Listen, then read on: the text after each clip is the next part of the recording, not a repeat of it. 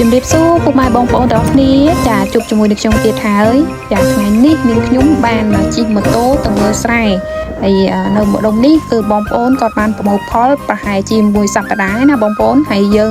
បានមកដល់ស្រែហើយចាបងប្អូនទាញមើលថាខ្ញុំមកស្រែធ្វើអីដែរចាដោយសារនៅម្ដុំនេះគាត់ប្រមូលផលហើយបច្ចុប្បន្នហ្នឹងយើងឃើញស្រាប់ហើយថាស្រែរបស់បងប្អូនហ្នឹងគាត់ធ្វើការដុតចិញ្ច្រាំងចានៅម្ដុំនេះភាគច្រើនគឺបងប្អូនធ្វើការដុតចិញ្ច្រាំងដោយសារមូលហេតុអីចាមូលហេតុគឺដោយសារនៅម្ដុំនេះគឺទឹកទាល់តែកន្លែងចំណោតគេ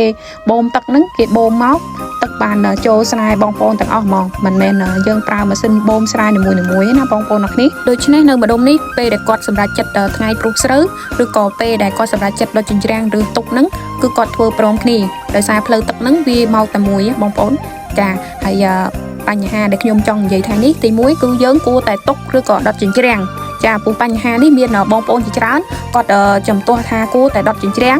ហើយមានបងប្អូនខ្លះគាត់និយាយថាមិនគួរដុតចិញ្ច្រាំងទេចាហើយបញ្ហាមួយទៀតគឺយើងមកពិនិត្យមើលស្រូវលាយនៅក្នុងស្រែមុនដែលបងប្អូនសម្រេចចិត្តតើគួរដុតចិញ្ច្រាំងឬអត់នាងខ្ញុំនឹងលើកអំពីគុណប្រយោជន៍នៃការដុតចិញ្ច្រាំងនិងគុណវិបត្តិនៃការដុតចិញ្ច្រាំងចាសម្រាប់គុណប្រយោជន៍ដល់ការដុតចិញ្ច្រាំងហ្នឹងគឺវាជួយកាត់បន្ថយនៃការពុលសរីរាង្គពេលដែលបងប្អូនប្រុសបានប្រហែលថ្ងៃដោយសារចិញ្ច្រាំងហ្នឹងវាមិនទាន់រលួយអស់ទី2កាកសំណល់នៃការដុតចិញ្ច្រាំងដូចផេះហ្នឹងនៅក្នុងផេះហ្នឹងក៏វាមានសារធាតុបំពន់មួយចំនួនដូចជាកាលីកាល់ស៊ីម៉ាញ៉េស្យូមហ្វូស្វ័រប៊រនីទ័រជាដើមទៅបត់ថាវាមិនមែនមានច្រើនដូចតែពេលដែលយើងទុកចិញ្ច្រាំងមែនប៉ុន្តែវាក៏មានគ្រប់គ្រាន់ដែលយើងផ្ដល់សារធាតុបំពន់តិចតួចសម្រាប់ស្ថិរដីដែរបងប្អូនការដុតចិញ្ច្រាំងហ្នឹងក៏កាត់បន្ថយជំងឺហើយនឹងសត្វអត់តែបងប្អូនដូចជាកាត់បន្ថយសត្វខ្យងហ្នឹងចាបងប្អូនពេលដែលយើងដុតហ្នឹងកម្ដៅគឺវាធ្វើឲ្យខ្យងហ្នឹងវាងាប់ជាពិសេសពងខ្យងទៀតចាបើសិនបងប្អូនមិនដុតទេពងខ្យងហ្នឹងគឺវានៅទុំនៅលើចិញ្ច្រាំងនៅឡើយហើយក៏វាក៏ធ្វើការញាស់ចាញ់បងប្អូននឹងស្រាប់ឲ្យសត្វខ្យងវាអាចលុះនៅលើគោក៏បានទឹកក៏បានដែរបងប្អូនចាហើយជាពិសេសជំងឺទៀតចានៅក្នុងហ្នឹងជំងឺបើសិនបងប្អូនមិនដុតចិញ្ច្រាំងទេជំងឺគឺវានៅទប់ទុំនៅហ្នឹងចាបើសិនបងប្អូនដុតគឺវាអាចកាត់បន្ថយជំងឺបានច្រើននៅក្នុងស្រែហើយរួមទាំងបំផ្លាញសម្បុករបស់សត្វល្អិតមួយចំនួនទៀតការដុតសម្បើងយើងមិនបាច់ចំណាយកម្លាំងពេលវេលាប្រាក់ចំណាយទៅលើការដឹកសម្បើងចុះឡើងទេចាហើយយើងដុតសម្បើងកាកសំណល់ពីដុតសម្បើងហ្នឹងគឺផេះហ្នឹងគឺក៏វាអាចជួយកាត់បន្ថយនៃជាតិជូរនៅក្នុងស្រែបានខ្លះដែរណាបងប្អូនផេះនៅសល់ពីការដុតសម្បើងគឺវាអាចការពារជំងឺសត្វល្អិតបានចាការពារមិនមែនកម្ចាត់ទេណាបងប្អូនចាហើយផេះហ្នឹងក៏ជារូបមន្តមួយនៅក្នុងចំណោមរូបមន្តដែលគេយួរទៅផ្សំដើម្បីការជាជ័យសរីរាង្គបងប្អូនចាហើយមួយទៀតការដុតសម្បើងហ្នឹងភាគច្រើនខ្ញុំឃើញបងប្អូនគាត់ប្រើសម្រាប់ស្រែដែលធ្វើ3រដូវឆ្លងរដូវលឿនជាដើមហើយមួយទៀតសម្រាប់ដីដែលបងប្អូនគ្រប់គ្រងទឹកមិនបានដូចជាប្រភេទដីលេខខ្សាច់ដីខ្សាច់ហ្មងគឺដីនេះគឺគ្រប់គ្រងទឹកពិបាកបន្តិចហ្នឹងហើយបងប្អូនដុតសម្បើងនិងចិញ្ច្រាំងគឺសមស្របទៅនឹងតំបន់ដែលមានប្រភេទដីល្បាយខ្សាច់ដីខ្សាច់ច្រើនដែលមិនដក់ទឹកការគ្រប់គ្រងទឹកមិនបានល្អហើយមួយទៀតគឺតំបន់ដែលធ្វើស្រូវ3រដូវហើយឆ្លងរដូវលឿនផ្ទុយពីការដុតសម្បើងការទុកសម្បើងនិងចិញ្ច្រាំងនៅក្នុងស្រែក៏មានគុណប្រយោជន៍របស់វាដែរបងប្អូនចាហើយទី1យើងទុកសម្បើងនៅក្នុងស្រែហ្នឹងយើងអាចមូលសម្បើងលក់ទៅឲ្យអ្នកដែលគាត់ត្រូវការដូចជាកសិដ្ឋានដាំសិតនិងអ្នកដាំបន្លែចាឬក៏យើងយកសម្បើងហ្នឹងយកទៅឲ្យសត្វចិញ្ចឹមរបស់យើងធ្វើជាចំណីឬក៏លក់ឲ្យដែលអ្នកគាត់ចិញ្ចឹមសត្វដែលយកសម្បើងធ្វើជាចំណីឬក៏ទុកសម្បើងនៅក្នុងស្រែធ្វើជាជីធម្មជាតិពុះពងសារធាតុបំពន់សរីរាង្គសម្រាប់ដីចាហើយការដុតសម្បើងនិងចិញ្ច្រាំងហ្នឹងក៏វាមានការប៉ះពាល់ទៅដល់បរិស្ថានជាពិសេសនឹងអាកាសការដុតសម្បើងមិនត្រឹមតែជាការខ្ជះខ្ជាយនៃប្រភពជីបំពន់ធម្មជាតិទេវាក៏អាចបំផ្លាញសម្លាប់នៃប្រភេទសត្វល្អិតសារពាង្គកាយដែលមានប្រយោជន៍មួយចំនួនដែរបងប្អូនដូច្នេះយើងគួរតែមានវិធីសាស្ត្រអ្វីដើម្បីគ្រប់គ្រងកាកសំណល់សម្បើងចិញ្ច្រាំងដែលនៅសល់នៅក្នុងស្រែដោយមិនប្រើវិធីសាស្ត្រដុតសម្បើងចិញ្ច្រាំងទី1បងប្អូនគួរតែប្រើប្រភេទថ្នាំដែលមានសារធាតុផ្សំអំពីប្រភេទសត្វល្អិតសារពាង្គកាយត្រៃកូដាម៉ាឬក៏បាសេលិតដើម្បីបំបែកប្រភេទ cellulose ធ្វើឲ្យសម្បើងនឹងវារលួយទី2បងប្អូនភ្ជួរដីកប់ដីចូលទឹក ដើម្បីធ្វើឲ្យសម្បើងនឹងរលួយប៉ុន្តែសម្រាប់ព្យួរសម្បើងហើយនឹងចិញ្ច្រាំង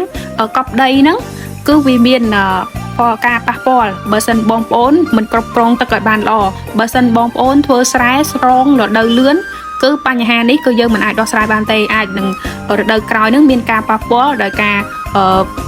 វាមានការជាជាតិពុលសរីរាង្គជាដើមបើសិនបងប្អូនមិនមានទឹកឬក៏ពេលវេលាដើម្បីត្រាំគ្រប់គ្រាន់ធ្វើឲ្យសម្បើងនិងចិញ្ច្រាំងវារលួយទេដោយហេតុនេះបើសិនបងប្អូនណាចង់ទុកសម្បើងហើយនឹងចិញ្ច្រាំងដើម្បីជាប្រភពបង្កើតនៃប្រជាបំពន់ធម្មជាតិគ្រប់គ្រងឲ្យដីស្រែនោះបងប្អូនត្រូវតែមើលស្រែរបស់បងប្អូនតំបន់និងប្រភេទដីតំបន់ស្រែរបស់បងប្អូននឹងអាចគ្រប់គ្រងទឹកបានល្អឬអត់ចាហើយប្រភេទដីនឹងគឺអាចដកទឹកបានល្អឬអត់ហើយមួយទៀតគឺតំបន់របស់បងប្អូននឹងតើធ្វើស្រែប្រមាណរដូវក្នុងមួយឆ្នាំឆ្លងរដូវលឿនឬអត់មុននឹងបងប្អូនជ្រើសយកវិធីសាស្ត្រមិនដុតសម្បើងចិញ្ច្រាំងទុកសម្បើងចិញ្ច្រាំងនឹងនៅក្នុងស្រែដើម្បីបង្កើតជីធម្មជាតិផ្ដល់ឲ្យស្រែចាដើម្បីការពារបរិស្ថានផងដូច្នេះការជ្រើសរើសយកវិធីគ្រប់គ្រងកាកសំណល់សម្បើងចិញ្ច្រាំងក្រោយប្រមូលផលគឺអាស្រ័យទៅលើការសម្រេចចិត្តរបស់បងប្អូនតើគួរតែទុកឬក៏ដុតសម្បើង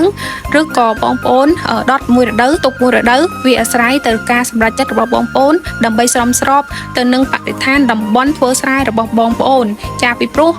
វិធីមួយក៏មាន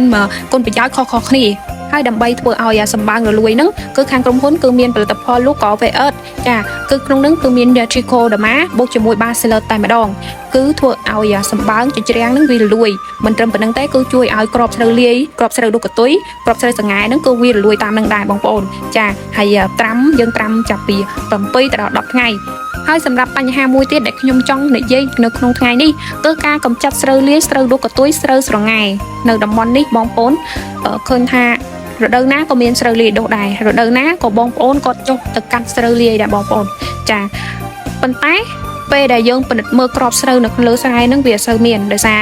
មុននឹងស្រូវលាយវាធ្លាក់មកហ្នឹងបងប្អូនគាត់ចុះទៅកាត់តែក៏មានប្រភេទស្រូវលាយវាដុះក្រោយមកពេលដែលស្រូវទុំហ្នឹងពួកគាត់អត់ចុះទៅកាត់ទេពួកអីខ្លាចស្រូវដួលបងប្អូនអ្នកគ្នាចាហើយយើងសង្កេតមើលថាដីម្រុំនេះគឺជាប្រភេទដីល្បាយខ្សាច់ហើយទឹកហ្នឹងគាត់គ្រប់គ្រងអត់បានល្អទេដោយសារពេលណាដែលមានខាងចំណោតគេបូមទឹកមកបានស្រូវហ្នឹងមានទឹកដូច្នេះបើឲ្យគាត់ត្រូវការទឹកដើម្បីគ្រប់គ្រងត្រាំកម្ចាត់ស្រូវលាយហ្នឹងវាពិបាកបន្តិចដូច្នេះតំបន់កន្លែងនេះខ្ញុំពិភាក្សាមើលថាការដែលប្រើប្រាស់ថ្នាំកម្ចាត់ស្រូវលាយហ្នឹងវារៀងពិបាកបន្តិចបើសិនបងប្អូនស្រែនៅចិត្តបន្លាយឬក៏ចិត្តព្រែកហ្នឹងគឺវាល្អពួកអីយើងអាចយកម៉ាស៊ីនបូមទឹកមកបូមដើម្បីយើងធ្វើការកម្ចាត់ស្រូវលាយបើសិនស្រែរបស់គាត់ហ្នឹងគឺវាមានស្រូវលាយច្រើនហើយនៅតំបន់ដែលខ្ញុំមកមើលនេះដីគឺវាមិនសូវជាមានទុកទឹកជូរដែរដូច្នេះបើយើងមិនត្រូវការប្រើប្រភេទថ្នាំដើម្បីកាត់បន្ថយទឹកជូរទេបើសិនបងប្អូនគាត់ចង់ប្រើថ្នាំនោះក៏វាអត់របស់ក្រុមហ៊ុនដើម្បីកម្ចាត់ស្រូវលាយហ្នឹងគាត់តែក្រោយប្រមូលផលដាក់ត្រាំទឹកបាន2យប់ហើយបាញ់ថ្នាំហើយយើងត្រាំ7ទៅដល់10ថ្ងៃហ្នឹងគឺអូខេហ្មងចាហើយសម្រាប់ការបកស្រាយនៃចែករំលែកនៅក្នុងថ្ងៃនេះសូមចាប់ត្រឹមនឹងសិនជួបគ្នាជាមួយបងប្អូននៅក្នុងវីដេអូក្រោយៗទៀតអរគុណបងប្អូនដែលបានចំណាយពេលវេលាដ៏មានតម្លៃតាមដានទស្សនាវីដេអូរបស់ខ្ញុំចាសូមអរគុណសូមជម្រាបលាបងប្អូនពេញចិត្តសូមជួយចុច like share subscribe ផងដើម្បីជាការលើកទឹកចិត្តចាសូមអរគុណ